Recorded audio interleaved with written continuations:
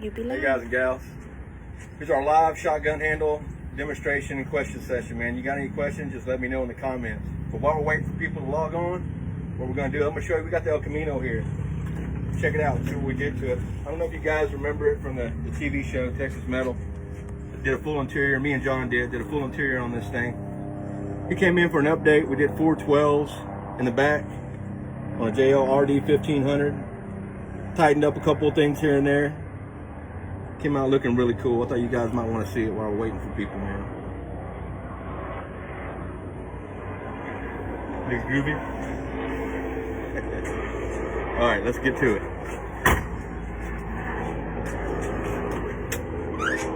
Let me get on the other side so I can explain it to you. The Kira film. hey everybody. If you guys ask any questions, she's gonna be the one reading them off to me, man. Let's just start with the simple setup here. You can see what a shotgun handle is. Basically, it's a mechanical handle, but when you pull back on it like a shotgun, it'll release the mechanism and let you open the door. Pretty simple concept. I've got basically a roller here on an X pipe that allow me to, when you pull it, if you look, you can see that mechanism moving on the end back there. Works out pretty cool. The cable runs forward, comes down, back up. So I brought it through this hole, clamped it down, ran it all the way through. Important thing right here is the end stop on it. If you don't have that end stop, what will happen is that cable will slack up on you and you won't be able to open the door. So this is included with everyone. If you've ordered a set from me and you didn't get this end stop, let me know so I can ship it to you, because that is very important that you have that.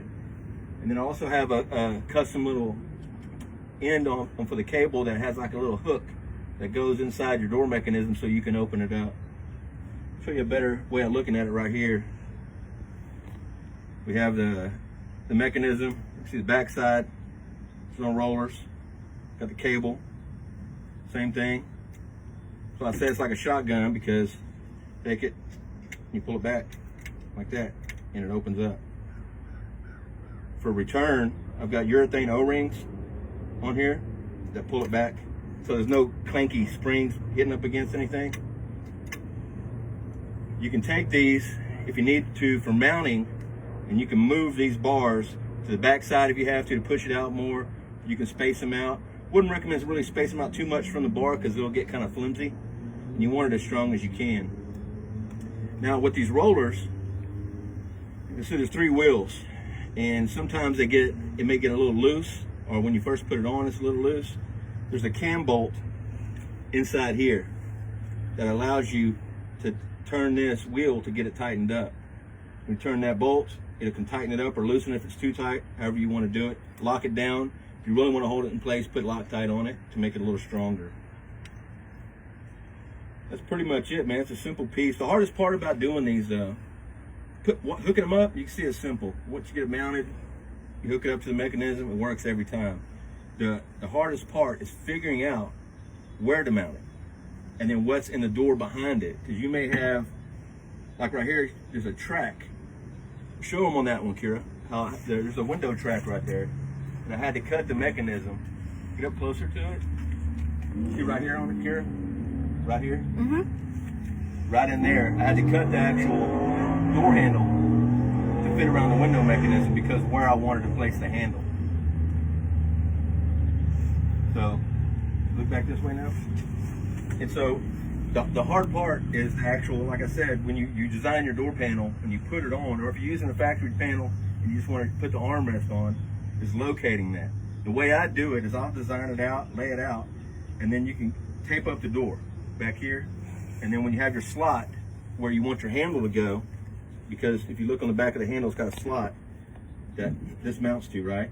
So you put that slot that you cut out in the door that gives you enough room to open it up all the way, which is, it only moves about 1.25 inches. So where it opens up all the way.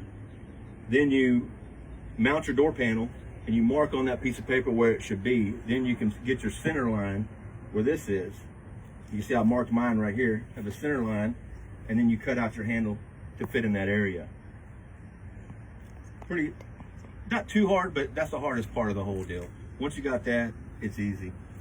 And you can see we have 3 different types of handles that I offer, which means, you know, this is kind of like a retro resto mod kind of look, you know. This is more of a modern kind of look, call this one blade. And then you've got the classic, which is just like a regular old, you know, getting C10s and stuff like that, just a regular handle looking. This one's actually getting the resto mod one. You can see when you put it on, push it in, push it on, they're not cut. This is a 2-inch piece of aluminum. It's not cut or drilled because you don't know how far out your handle has to be. So you can actually, if you have to, if it's too far out, you can cut the end of this off so it can push back. And then once you get it lined up, you drill your holes in your handle and go all the way through the aluminum, right? And you want the screws to go all the way through this hole, through the aluminum, and you've got 1 inch of material here for that screw to grab, to be nice and tight. And it'll squeeze this top end down and keep it real tight. That's pretty much it, man. If you guys got any questions, go ahead and ask in the comments.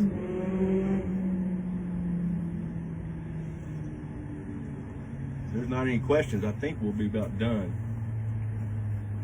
Any questions, Kira? No, sir. Don't be scared, y'all. Ask some questions. Trying to think if I forgot anything. I go kind of fast sometimes. A little bit, yeah. Let me just recap then, since we don't have any questions. The handle goes on. Like I said, you drill it, cut it to length wherever you want, drill through here. The stop is very important. If you bought a set from me and you didn't get the stop, please let me know, message me or email me so I can get it sent to you, because that's very important. They're all mechanical. There's no maintenance. You don't have to grease it. You don't have to do anything with it.